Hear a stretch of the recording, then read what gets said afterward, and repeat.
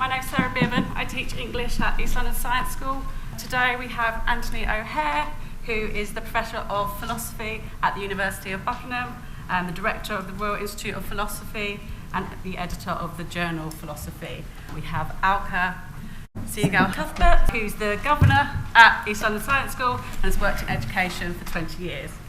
We've got Nick Hewitt, who teaches history and economics at East London Science School, and Peter Phebey, who has taught humanities for 15 years and is the Director of Pupil Achievement at East London Science School.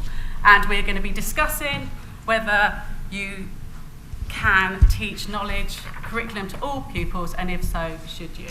Anthony, would you like to start? If I have seen further, it is by standing on the shoulders of giants. I'm pleased to see that is actually the motto of the East London Science School.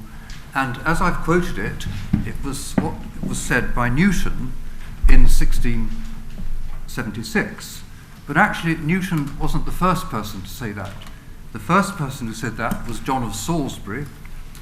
He said, Bernard of Chartres used to say that we were like dwarves sitting on the shoulders of giants, with the result that we are able to see more and further than they could, not because of the acuity of our own eyesight, but because we are raised and lifted up on high by the massiveness of giants. And that was in 1160. John of Salisbury, as I'm sure you know, was the person responsible for building the greatest building in Christendom, Chartres Cathedral. And he was also referring to Bernard of Chartres. Bernard of Chartres was a student of St. Augustine, and as probably you also know, St. Augustine referred to Cicero and to Plato. So there we have a whole succession of giants on which, if not dwarves, their successors stood. Now, I think that in science, it's perfectly obvious that knowledge and ability depends on what our predecessors have done in both a theoretical and a practical way. And I think that if one is going to learn science, one is learning to enter a community of both theory and practice, and that's what science education means. And unless you see it in those terms, you're not going to get anywhere, or the pupil is not going to get anywhere. I think this also applies in literature and the humanities. T.S. Eliot famously said that we know more than the great writers. Got that? But what we knew was the great writers. I think that the great writers pose us with a challenge, which I think has been well expressed by Ruskin, who said something that I think would not be popular in the 21st century, particularly not in educational circles. He says, reading Milton, you will begin to perceive that what you thought was a matter of no serious importance. Unless you are a singular person, you will have no legitimate right to an opinion on any business, except that instantly under your hand. And in case you have any doubt as to what Ruskin is getting at, in a footnote he adds, this was in the 1850s, but I think it's equally true today, perhaps even more so, modern education, for the most part, signifies giving people the faculty of thinking wrong on every conceivable subject of importance. So much for critical thinking. It seems to me that what we have to do in teaching the humanities and literature is to give the pupils an introduction to figures who take them way beyond what they or any of us could have thought without that knowledge, without that initiation. And this isn't just passive knowledge, I mean, it means an education in sensibility. Who are these great writers? Well, let me quote Hume, David Hume from 1757. The same Homer who pleased at Athens and Rome 2,000 years ago is still admired at Paris and London. All the changes of climate, government, religion, and language have not been able to obscure his glory. Okay, but he goes on, authority or prejudice may be able to give a temporary vogue to a bad poet or orator, but his reputation will never be durable or general. When his compositions are examined by posterity or foreigners, the enchantment is dissipated, and his faults appear in their true colours. On the contrary, the great writers, the longer his works endure and the more wide they are spread, the more sincere is the admiration they meet with.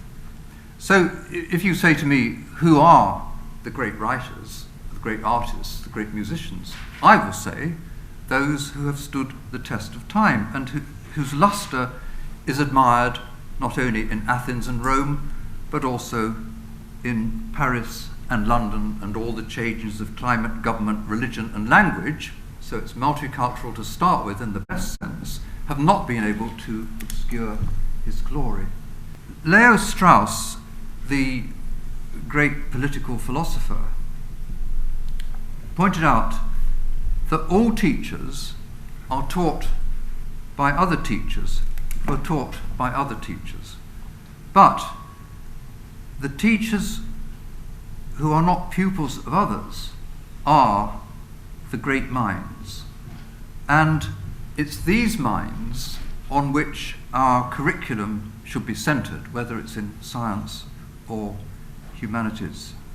Calvin Coolidge, a great and neglected president of the United States, said this, something that would be inconceivable for any present-day politician, I think, to say.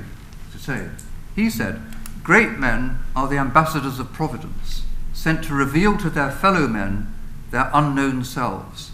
They come and go, impart the mystery, impart the simplest of all experience, the compelling influence of the truth.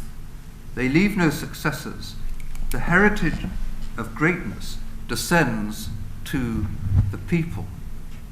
And it seems to me that this is what our vocation as teachers is to enable that heritage of greatness to descend to the people, our pupils, so that they may then walk with Socrates on the walls of ancient Athens.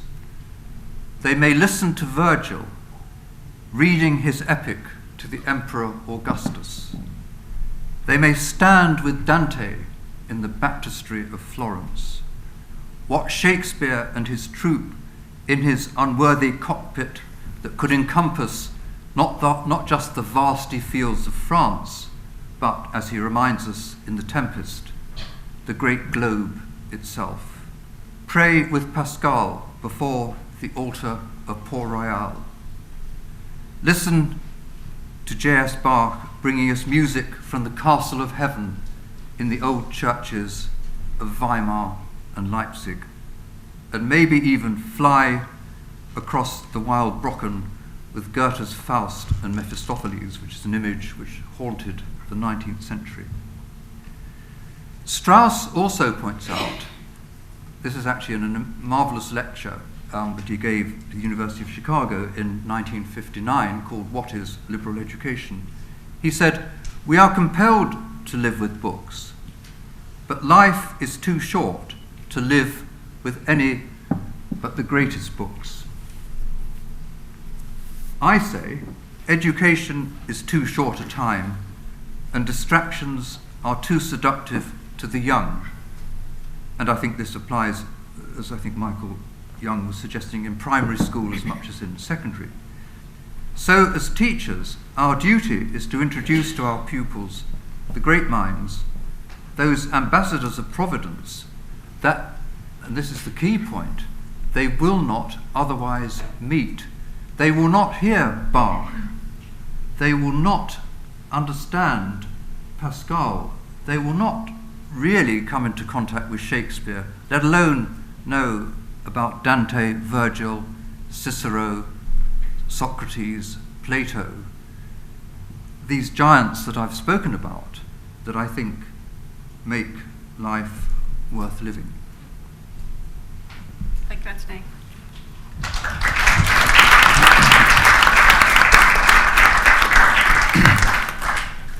Anthony, are you saying that contemporary writers then, because they haven't stood the test of time and so therefore wouldn't be considered great, shouldn't be studied? On the whole, we just don't know. We're not because of the very reason that Hume gave, we're in no position to know which of our contemporaries will stand the test of time, though I have a few suspicions of ones that won't. I mean, there is one great poet who died a few months ago called Geoffrey Hill. I know of no others, but that may just be my ignorance. But I think but people of our own time, this is the sea in which we live, the atmosphere in which we breathe.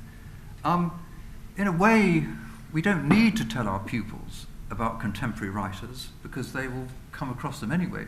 The ones they won't come across are the ones we ought to tell them about, because we have to enable them to engage with those writers and engage in the conversation that those writers started. I also warmed to some of the things that Michael said earlier, that this is not just a matter of passive instruction, it's a matter of taking part in a conversation that already has started through the ages, but you won't be able to get into it unless you begin by standing on the shoulders of those giants.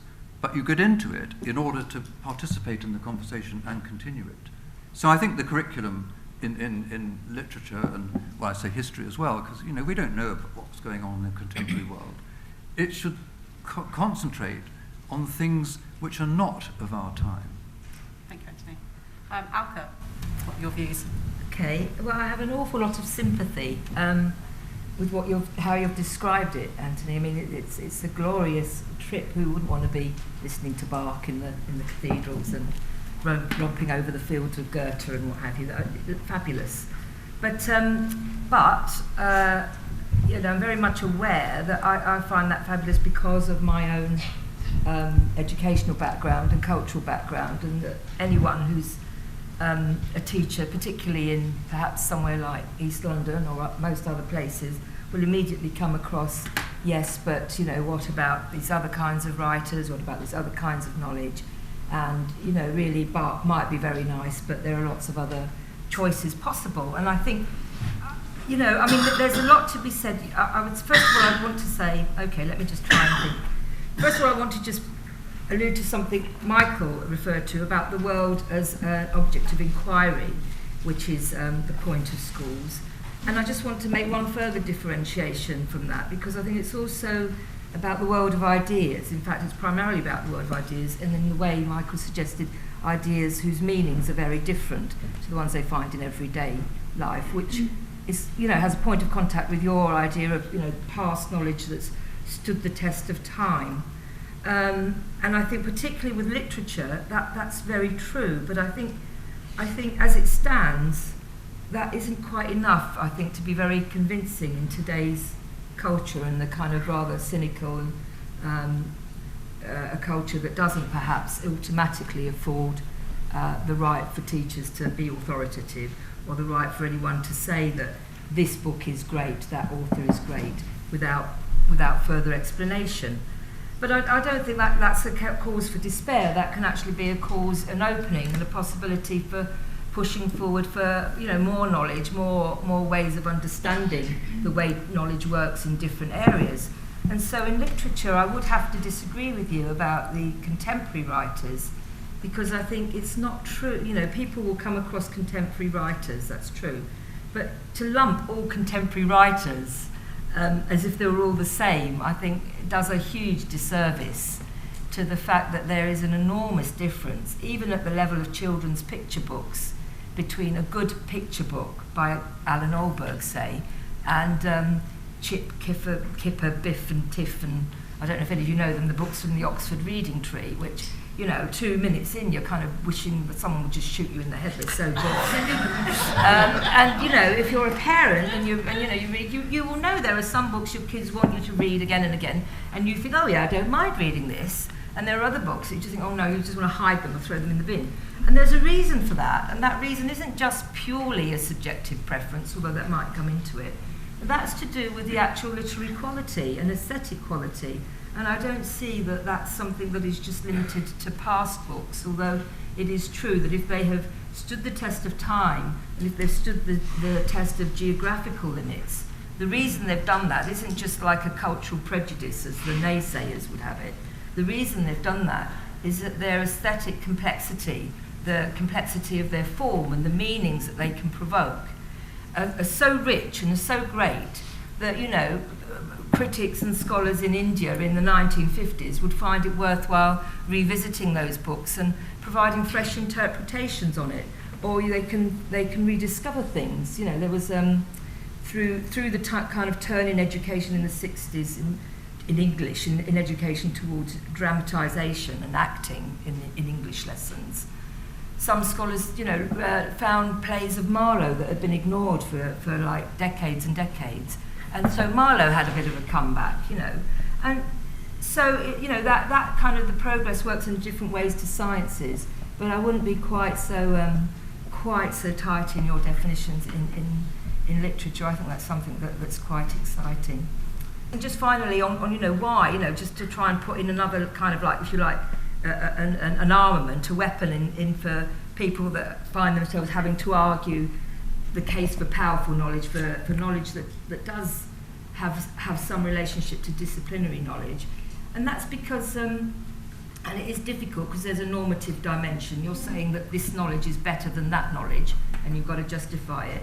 And the reason, and I think we do have to talk about certain normative values, and for me, it's to do with very much the idea that, you know, if you see us as humans as kind of basically fairly good, you know, some are bad, some are, you know, there are all sorts of a huge variety, and that we're kind of generally moving forward, there are less people starving and dying, we live longer and what have you, then that kind of idea of progress isn't something that's going to kind of be finished in a generation. It's an open-ended thing. It's going to be carried forward.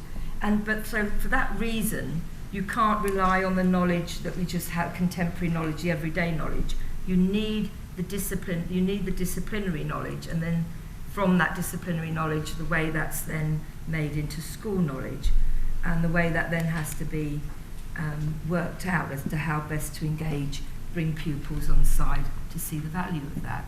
I think that's a tremendous thing to be doing. Thank you, Alka. You said something about this knowledge is better than that knowledge. What are your views on sort of a knowledge-led curriculum being elitist? I think people that think that that's elitist must have a very poor view of people. Actually, they must think that, you know, I mean, if you understand the kind of what knowledge is in the way Anthony was describing, I mean, you know, it's our experience collectively that's codified, that's systematized, that's made knowable, providing people that want to teach it, understand it, and are prepared to put up with a bit of grief and aggro that they might get in the process of doing it from a younger generation growing up in a culture that doesn't particularly respect it anyway, so you've got an additional difficulty. But there's absolutely no reason why every single child, from the child that has Shakespeare read to them at home to the child that can barely read, won't benefit from that. You know, they might not all get A stars at GCSEs, but that's a different matter altogether. Thank you. Nick, do you think that all schools should teach a knowledge-led curriculum? Well, I certainly work in a knowledge-led school myself, and like that in principle, and it's something I would choose for my children and for my students. And I think there's inherent merit in it. Probably if you have the right amount of resources, you can teach a knowledge-led curriculum to all pupils. But the possibility of doing so doesn't follow from that it's necessarily desirable in all cases. And I think one of the issues in this country with having one approach to teaching is that education is essentially a completely monopolised market. So the state provides the vast majority of it, and if you had all schools operating with a similarly led curriculum, then it would be hard to see how those curriculums wouldn't decline, because without competition in a market, it's hard for providers, where's the incentive for them to keep evidencing why their curriculum is so valuable to the people choosing it? So I don't know if it's necessarily, even though I do think a knowledge-led curriculum is the more desirable, I don't know if it's desirable to have only that curriculum being offered by the state, because you need competition to keep the quality of what you're offering and to remind you of the importance of continually evidencing what you're doing. So not necessarily, no. Okay. How do you feel about the argument that, say in history, that a knowledge-led curriculum is just rote learning where you're just learning facts? Okay, so I'm not actually a fan of Noel Ferguson, but I'll pick up on something I heard him say a while ago. I can't really remember, but I was watching him. I think I was watching him online actually. He gave a talk about the poverty of knowledge in history curriculums, and he quoted a number of statistics for a Welsh university, I think it was Cardiff University, people who'd been admitted to study history there actually admitted. He said something like, 86% couldn't say at interview who the monarch was during the time of the Spanish Armada, 76% couldn't name a 19th century British Prime Minister, all of these things, and the person sitting next to me said, well, that's just that's pop facts, it's completely missed the point. I don't really think it is pop facts. I think the fact that those students can't name that is symptomatic of the fact that history teaching doesn't have an overall chronology and an overall narrative, and that is a problem. If you don't know those facts, you haven't looked at that overall chronology and narrative, and that is a problem, because if you haven't looked at that overall chronology and narrative, you won't understand our society today and the institutions within it. You won't understand their origins and where they're from. And if you don't understand the origins of the institutions that govern you and guide you, then I don't see how you can conceivably be a good citizen of any community. So no, I don't agree with that argument. Thank you. Peter, what are your views? When I first went into teaching, about 15 years ago, I went into a secondary modern school, and the answer I would have been given there, the top 25% creamed off, the answer would have been no. And I would have got the answer no from two generations of teachers. The older teachers just coming up to retirement, national curriculum introduced in the 80s, and they would say, this is completely the wrong curriculum, they should be reading, writing, bit of bricklaying, bit of plumbing, that's what they should all be doing. 75% of the kids in Kent, that's what they should be doing. Then I'd had sort of the middle-aged senior leaders, Labour in power, 5 A to C's, English, maths, and then the 3 easiest subjects they could find to get the stats. So actually, my subject, history, do your thing, but don't worry too much. We maybe don't want many pupils doing that subject. So that was the answer I got, no, and they said, teach them some skills. And I think I started teaching some skills. I was straight out of uni, and these experts were telling me, teach some skills, and that's what I did. And it was probably the most miserable first 4 or 5 months of teaching. Lots of group work, lots of pedagogy, all of that type of thing. Me being used as target practice at the front of the classroom. And I think there was a point when a very, very big year 11 said to me, oh, be quiet, little man, we're doing our own thing. And I just realised, no, I'm not doing this. My background was knowledge, it was academic, it was a grammar school. I'm bringing some of that here. So I think I joined in that school a little bit of a resistance movement. I didn't know if it existed in schools, but it was there. It was, say, the geography teacher insisted that the chalkboard stayed in his classroom, and he would draw his diagrams on the board, and pupils would listen to him for some reason. An English teacher who'd maybe suggest that they read the entire book, or took them to go and see a Shakespeare play, thought that would be important rather than clips off of a DVD. And that's sort of where I went through the next 10 years. And I think I became a storyteller in the classroom. I think that's what the best historians do. They tell a good story. And what I found is that the behaviour started to come together. And the knowledge was there. They weren't just learning the skills, how to write an essay. They could actually talk about history. And for me, that really, really made a difference in my classroom. And I think it sort of links to Anthony's point about entering a knowledge community. And that's something we do at the East London Science School. I'll give you an example. A couple of weeks ago, we took our weakest class to see HMS Belfast. And we're talking about the Arctic convoys on HMS Belfast. And those lower ability pupils, our bottom set, they can understand that exactly the same level as our highest ability pupils can. And certainly, you know, when you take that approach, all pupils of all backgrounds can enter that sort of knowledge community. You know, the decision maybe by some people on high to exclude them, for me, that's totally wrong. All pupils, all backgrounds have the right to access history, and I think that's really, really important. I think to your point about books and contemporary books, well, if you as a subject expert think that's a great book, and they should, and you've got a passion, you've got a love for that book, well, read that book with them. I know in the school we've got a programme of great books. And again, that's opportunity for all pupils with some really great books. So, for me, yes, knowledge, every pupil can access it and it should be made available for all. Thanks. So, you said you had a bit of a miserable time when you were doing a skills-based curriculum, but you obviously deal with a lot of data at school, you know the pupils. Would you say that for some students, possibly an academic-based curriculum isn't for them? I know you said that. I would say for all pupils, an academic-based curriculum is for them because they get the love and the passion of a subject. If you are basing what you do in a school on data and number crunching, because you haven't quite got that level or you haven't quite got that grade, you shouldn't do that subject. Your right to history is gone. You should go off and do some life skills or something like that. My answer to that is no. No.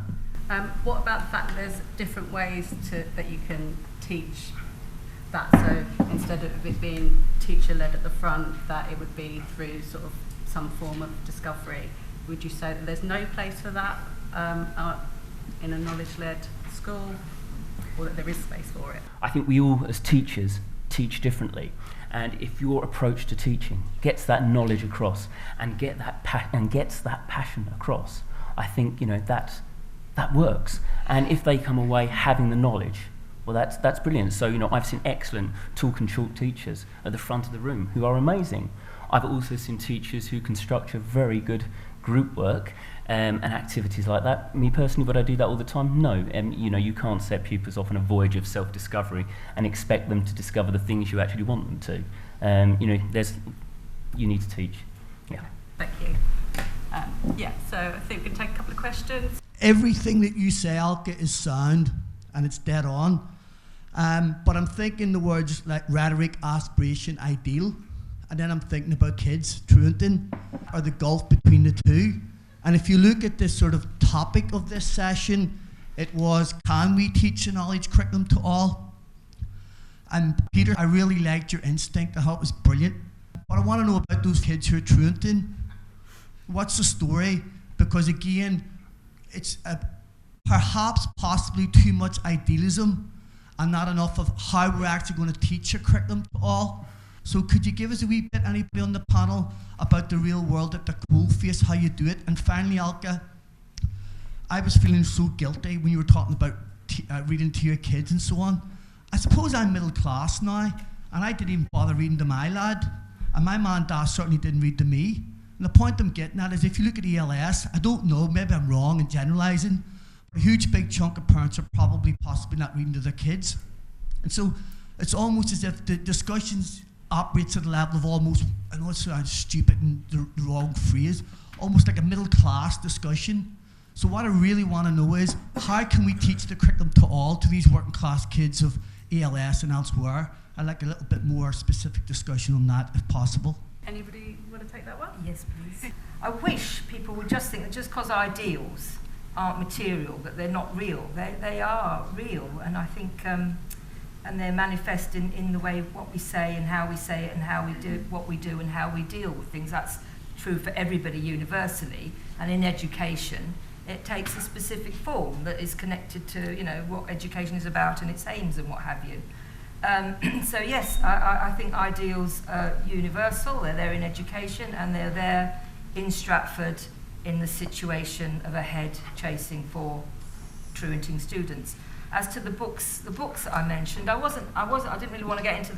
I wasn't making the point about parents reading as an educational thing. I was trying to point out that even at the level of picture books, i.e. not terribly linguistically complicated language, you can still tell a good book from a bad book, and that there's an objective criteria for that, other than, it might not be objective in the kind of watertight sense. And I'm sure if there's scientists here, you might come back at me at that and say, well, science isn't that watertight anyway, but it's more watertight than it operates in the arts, certainly. But there is objective criteria, which is to do with, the form of the language, the way the words are arranged, the word order, and what have you, and the ability for any book, from a picture book to Tolstoy, to prompt the imagination. And provoke different interpretations. That's all the point I was making. The point is that, yes, we are dealing with working class kids, largely, and we still try and do what we do. And that means we take it seriously. That means I take it extremely seriously and won't let anything try and stop that. And that means you have to do things that are dictated by the circumstances you're in. And it's not an easy task, and sometimes it's a bit of rough and tumble goes with it. But we know what we're doing it for. We know that if we succeed with those kids, we've changed their lives completely. And that's not because we want to change their lives, it's because we believe that what we're doing is extremely important. I think Anthony expressed it brilliantly. If you do not give pupils the kind of knowledge we're trying to give them, they're never going to get it. They're never going to have access to it. And what we're doing is, by hook or by crook, making sure they do have access to it. And I slightly disagree with Michael on this, because I get the point about it being voluntary, but in the context of something that's slightly involuntary, a school that believes in what it's doing, and an institution that will not let them say, I don't want to learn it, I don't want to do it. And it's weird, because when you believe that, when you believe in what you're doing, you don't get that much back. I would just say that, of course, this is not easy, and it's been pointed out. Many children, well, in a sense, all children, come from an atmosphere that isn't school. And school is formal in the way that bringing up children at home, those that are brought up at home, is informal. Of course, too many children are not really brought up at home, and they live in disorderly circumstances. And for them, school will be a different world, and it ought to be a different world. It ought to be a world of security and of structure that many of them lack, and not just working class children. I don't think we should beat about the bush about that. When you come to school, you're going to behave differently, whether you like it or not. And of course, we want them to like it, but that's got to be the bottom line. Because only in this structured environment will they learn the things that we think are worth teaching and worth knowing. And by the way, I don't think Bach is just very nice. I think he takes us into a transcendent world, which is something that is completely beyond the everyday. What makes me so angry about so much of this discussion, and I do mean angry, is I go into a lot of independent schools where the kind of, unfortunately not much Greek, that is dying, but the kind of curriculum that we're talking about is taken for granted. And the pupils have a confidence and an articulacy that is pretty much absent in many, many state schools, and this is partly because of the way they're taught. What makes me very angry is the attitude of people who say, because these are working class people living in Bow, and I'm an Essex boy, I came from Chingford and was educated in Tottenham. That's not for you. That's for those other people. And that just makes me so angry. Of course it's hard, but we have to try to give all children the opportunities to this wider culture and experience and science as well. Of course, I didn't say much about science, which they will be deprived of otherwise. So of course there are going to be failures. There are failures in independent schools. You know, you see people from independent schools who end up as drug addicts, you know, dying at 40, with all the opportunities they've had. But the fact that it's difficult and that there's a failure possible should not, I think, deflect us from the ideal. Can I just ask the panel what they think of UTCs and studio schools, because they're obviously being set up as an alternative to the academic EBAC core curriculum, and they're asking for the 90% requirement that not all pupils have to be entered into the curriculum to be lifted for them. And as I'm sure everybody knows about UTCs and studio schools, the idea is that those pupils are ones who simply getting really, really low grades consistently, and they go into something where they're linked up with employers long term, and there's a high rate of going on to employment with people they do internships and apprenticeships with at the end. So just an answer to that. And then secondly, in a similar vein, what about special educational needs within this model that you're talking about? Are they meant to be educated somewhere else? I think for me in education, people need to have choice, and if they do choose a UTC, there's a brand new UTC being built in Bow at the moment, the end of Roman Road, which, you know, maybe we'll see how that develops, but I do think parents should have the choice of a range of schools. That's my personal view. However, I do also believe in a knowledge-driven school like ours. There is still a place for things, for example, like careers. We have a careers program that is really looking to get our pupils out of school with employers. I think we can offer everything that those pupils would need in that respect. That's to say, I think there does need to be competition between schools. When I heard the title of this subject, a picture came to mind, does its rounds on social media a lot. It's called Our Education System, and it has a cartoon of a monkey, an elephant, a penguin and a fish in front of a tree, and an examiner in front of them who says, for a fair selection, everybody has to take the same exam, please climb that tree. And I've seen it used in lectures, it's very popular.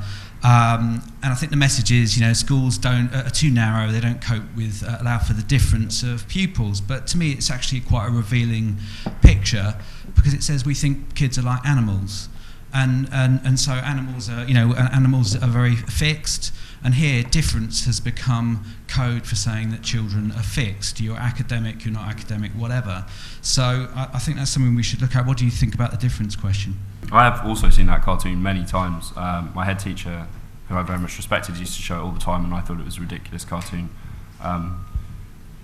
It isn't that funny, first of all, but also it provokes a very obvious question, which is how can you possibly make an allegory between humans who are essentially exactly the same species?